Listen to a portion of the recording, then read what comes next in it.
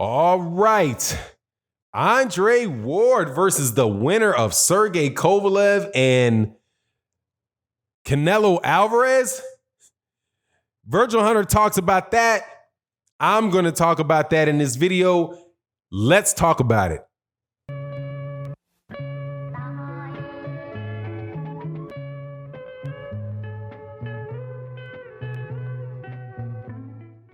All right, welcome back to the channel. If you're not subscribed, hit the subscribe button. Welcome back, supporters. Thank you so much for what you guys do for the channel. Thank you so much for listening to the videos to the end, leaving your comments, liking, subscribing. Also, thank you guys so much for participating in the Patreon. We just got another video we put up on Patreon in the form of a boxing video. I think you guys will really like that one.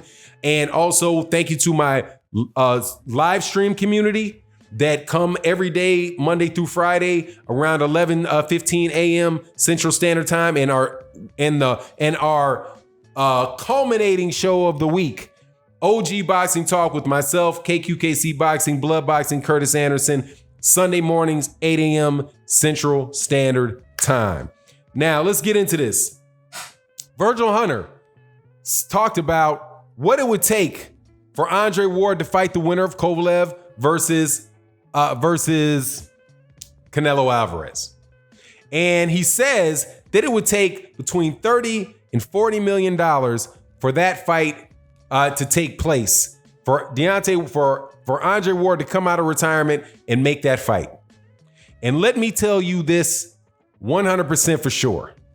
That is the smartest move that Dazn could possibly make. That is the smartest move that Dazn and ESPN could possibly make, is to give Andre Ward that type of money and a tune-up fight for him to either fight Canelo Alvarez or Sergey Kovalev for a light heavyweight title. Dazn wastes so dang much money on paying guys like Gennady Golovkin $15 million, Sergey Derevyanchenko $7 million.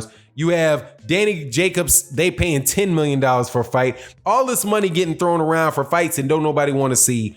That fight right there would absolutely positively be something that would generate interest to the sport of boxing for Dazn and for ESPN. And it's a fight that I would support because the fight is right. That fight is right to be made. Let me give you a little background and then I'll tell you why, just to make sure you guys know what the background on this is. Andre Ward is one of the best fighters of this century, without a doubt.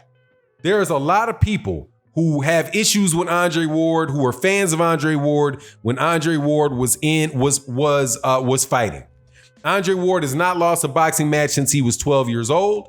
Andre Ward won an Olympic gold medal at a weight class above where he should have been fighting. I do believe it was the light heavyweight Olympic gold medal, and that he fought at light heavyweight so that Andre Durrell could make the team at the weight class below that. That's how good a fighter in the amateurs Andre Ward was. Andre Ward turns professional. Completely unblemished record. He fights in the 168-pound super tournament where what is it? I can't remember what that tournament was called. Super 6. He wins as an underdog, and I have no idea in the world why Andre Ward was the underdog. Having watched Andre Ward in the Olympics and watched him coming up in his early fights, I was like, Andre Ward is going to win this. Why are these people acting like this cat is he's some kind of underdog to Carl Froch and Mikkel Kessler, and those guys? I think even Lucien Brute, I don't think Brute was in that. I think that he didn't get into that, right? But he wins that tournament and is definitely the top, other than Floyd Mayweather Jr., was hands down the #1 pound for pound fighter in the world. But people with Andre Ward, again, and I did a video on this about Deontay Wilder and Tyson Fury. People were so concerned with trying to build their fighters that as soon as Andre Ward had some type of issue and his number of fights slowed down. All of a sudden, these other guys are better than him.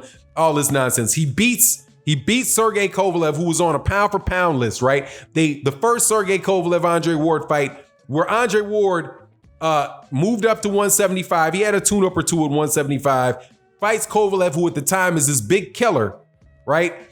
Beats Sergey Kovalev, gets dropped in the first, I think that's maybe the second round. Sergey Kovalev drops him. Andre Ward smiles, gets up, wins the rest of the fight, wins the fight. People tear down Andre Ward for the performance in that fight. Nobody gives him his number one pound for pound status, even though he's the guy that moved up in weight. If Kovalev would have won, more than likely Kovalev would have got his credit as the number one pound for pound guy. Anyway, Andre Ward comes back, beats Kovalev, knocks Kovalev out. And somehow people just find a way to talk about low blows, make this excuse, make that excuse, make this excuse. All that I say to say this. Andre Ward has an unblemished professional record. He has already beaten Sergey Kovalev. He beat Sergey Kovalev twice.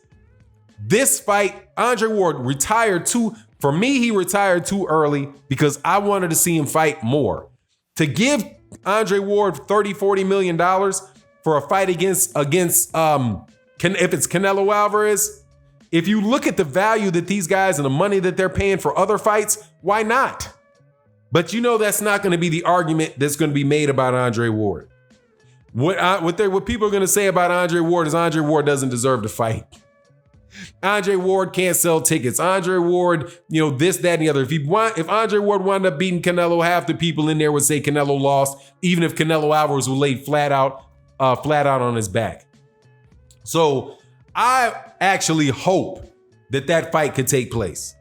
Andre Ward coming off the bench, fighting two tune-up fights to get in there. He probably doesn't need a tune-up fight to beat Sergey Kovalev, because if Andre Ward walks into the ring with Sergey Kovalev is probably going to take a knee, because Andre Ward snatched Sergey Kovalev's all his heart.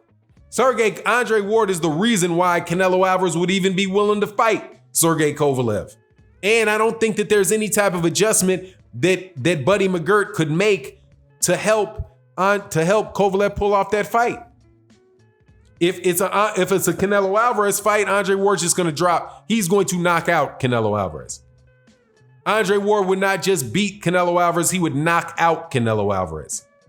Canelo Alvarez can be on Combuterol. He can go hang out with Dillian White and D-ball it up. It wouldn't matter. Canelo Alvarez is going to, even for a Andre Ward that has sat out for 2 years, took a tune-up fight. If Canelo Alvarez gets in the ring with him, it's going to be a bloody, disgusting beatdown. Andre Ward will tear that boy's body up so bad and drop him and stop him. Canelo Alvarez, I love Canelo Alvarez as a fighter. Big fan of Canelo Alvarez as a fighter. Canelo Alvarez moving his head left and right and slipping punches like he does will work for a lot of fighters. More than likely, it's going to work for Sergey Kovalev because Sergey Kovalev is a headhunter. Andre Ward ain't a headhunter. Andre Ward is a punishing body puncher that will wear you down, grind you down. When you want to fight, he's not there when you want to fight. When you don't want to fight, he's right up there in your chest. He's got the size advantage. He's got the strength advantage. He's got the pedigree to beat Canelo Alvarez. I don't even believe it's a close fight. And I'm not talking about a prime Andre Ward. I'm talking about an Andre Ward that comes out right now. Andre Ward, for his part, said, "Look, man, if I was going to fight if I was going to take another fight, it's got to be go big or go home." $30-40 million for Andre Ward for that fight, a 50-50 purse for Canelo Alvarez and Andre Ward. Hey, man, that's more than Andre Ward made it his entire career, and that tells you what a shame it is. That a guy like Gennady Golovkin, who wanted no parts whatsoever of Andre Ward, can have a career that is that rich, so he can make he's making $15 million fighting Sergey Deverenchenko on Dazn. But in the entire career of Andre Ward being the incredible Hall of Fame fighter that he's fought, that Andre Ward could never get rewarded like that, even though Andre Ward was a top pound for pound guy, not the number 2. And when Andre Ward was the number 1 pound for pound fighter, he's the last pound for pound fighter like Floyd Mayweather Jr. was, where it was no doubt who the pound for pound fighter is. There was no opinion about, well, is it Terrence Crawford? Is it Lomachenko? Is it Canelo? You know, you can make arguments between all 3 of them. When Floyd Mayweather Jr. was the number 1 pound for pound fighter in the world, he was the number 1 pound for pound fighter in the world, and only the most extreme of haters could say otherwise. That's the same thing for the great career of Andre Ward. I hope that we can get one more out of it, but I don't believe it's going to happen because, you know, that's too much like writing boxing. Let me know what you think in the comment section. Should Andre Ward push for the fight? Should they reach out to get Andre Ward out of that booth to get that cherry pick, to get that $40 million cherry pick off either one of these dudes? Let me know in the comment section. With that, I'm out. Peace.